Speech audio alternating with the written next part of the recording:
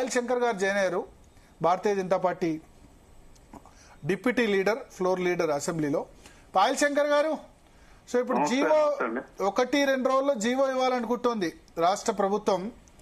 GO ఇచ్చి immediate గా Dasara సెలవుల్లోనే notification రానుంది. ఏమంటారు మీరు దీని మీద? మీ అభిప్రాయం ఏంటి?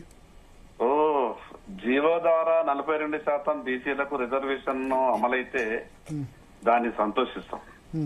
కానీ మొదటి నుంచి కూడా కాంగ్రెస్ పార్టీ ప్రభుత్వానికి ఉన్నటువంటి చిత్తశుద్ధిని నేను శాసనసభలోనే పూర్తిగా వివరించి మాట్లాడినా.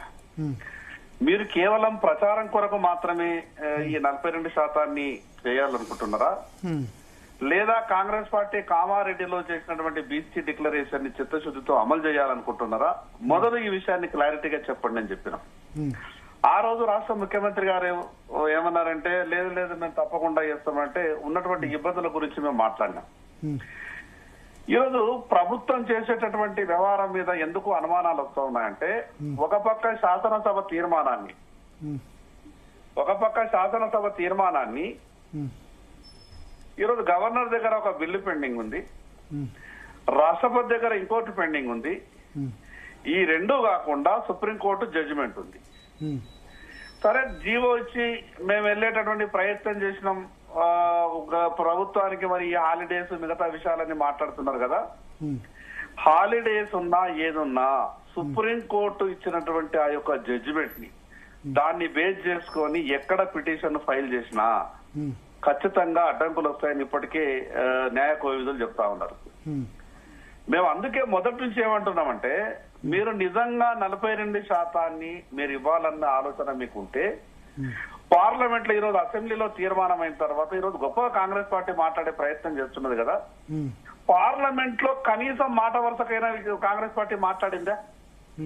ఇదంటే వీళ్ళ చిత్తశుద్ధిని ఒకసారి అర్థం చేసుకోవాలా. రాష్ట్ర శాసనసభలో యునానిమస్ గా పాస్ చేసిన తర్వాత పార్లమెంట్ లో అడ్డంకేనన్నది కదా. పార్లమెంట్ లో అడ్డంకి ఉన్నప్పుడు ఈ మీకు ఇండి కూటమికి ఉన్నటువంటి ఈ ఎంపీలు గాని మిగతా వ్యవస్థ గాని పార్లమెంట్ లో కనీసం మాట వరుసకైనా లేవనెత్తినరా? మిగతా అంశాల మీద చాలా అంశాల మీద మాట్లాడింది కదా. దాని మీదనే కాంగ్రెస్ పార్టీ పార్లమెంట్ లో వాళ్ళు ఏమైనా మీరు ఉన్నారు కదా, మీరు పార్లమెంట్ లో వాళ్ళు ఏమైనా మీరు చేస్తారా? మీరు చేయాలి. దేశాన్ని పరిపాలిస్తున్నటువంటి భారతీయ జనతా పార్టీ ఈ రోజు పార్లమెంట్ లో మెజార్టీ ఉన్నది. ఒక విషయాన్ని ప్రస్తావించదలుచుకున్నప్పుడు సభ్యుడు లేదా సభ్యులు అక్కడ ఉన్నటువంటి అంశాన్ని వాళ్ళు ప్రతిపాదించినప్పుడు దాని మీద ఒక చర్చకు వచ్చేటటువంటి అవకాశం ఉంటుంది. కనీసం చర్చ రావడానికన్నా కాంగ్రెస్ పార్టీ పార్లమెంట్ లో ప్రయత్నం చేసిందా? నేను ఎందుకు ఈ విషయం ఇంత స్పష్టంగా చెప్పేటటువంటి ప్రయత్నం చేస్తున్నానంటే, తెలంగాణ శాసనసభలో గొప్పగా మాట్లాడినటువంటి కాంగ్రెస్ పార్టీ దేశమంతా తిరుగుతూ రాహుల్ గాంధీ తెలంగాణను మీరు ఆదర్శంగా తీసుకోవాలని చెప్తున్నటువంటి రాహుల్ గాంధీ గారు పార్లమెంట్ లో ఆయనకి ఏమైంది, ఎందుకు పార్లమెంట్ లో మాట్లాడలేకపోయిండు, మిగతా మిత్రపక్షాలతో ఎందుకు మాట్లాడించలేకపోయిండు అంటే వీళ్ళ ఆలోచన ఏంటి అంటే, కేవలం ఈ యొక్క విషయాన్ని దేశమంతా తిరిగి కొంత బీసీల ఓట్లని మేము పొందాలా, దీని ద్వారా రాజకీయ లబ్ధి పొందాలనే ఆలోచన చేస్తున్నట్టు కాంగ్రెస్ పార్టీ అనిపిస్తా ఉన్నది. ఇప్పుడు భారతీయ జనతా పార్టీ స్పష్టంగా కొన్ని విషయాలు మేము ఆ రోజు మాట్లాడినాం.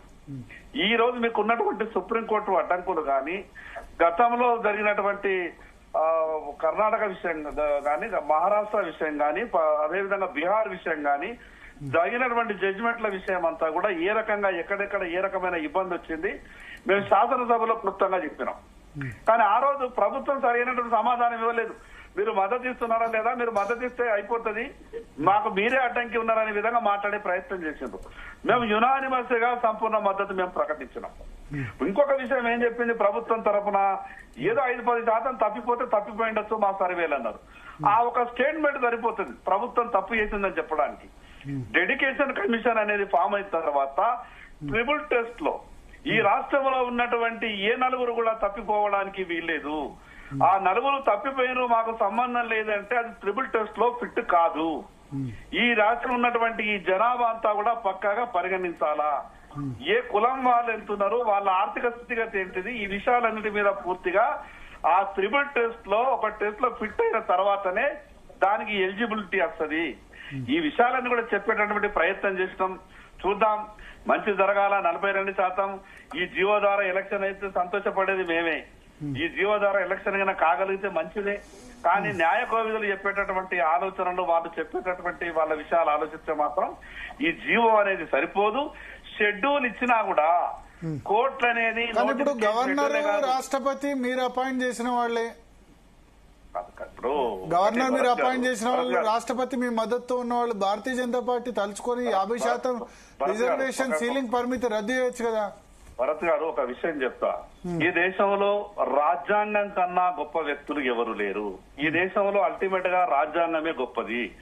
అందరూ కూడా రాజ్యాంగానికి అనుగుణంగా నడుచుకోవాల్సి వస్తుంది తప్పితే వ్యక్తులు ఎవరున్నా, ఎవరితోనైనా నియమించబడ్డా రాజ్యాంగానికి అనుగుణంగానే, చట్టానికి అనుగుణంగానే ఆ విషయాల మీద నిర్ణయాలు జరుగుతాయి. కాబట్టి పార్లమెంటు పరిధిలో కొన్ని విషయాల మీద చర్చ జరగాలని చెప్పారు. వీళ్ళు ఏమన్నారు? నేను ఎందుకు భరత్ గారు మీకు పదే ఒక మాట చెప్తున్నా, మీరు కూడా స్పష్టంగా కాంగ్రెస్ పార్టీ నాయకులు ఎవరైనా ఉంటే వాళ్ళని లైన్ లో తీసుకొని అడగండి.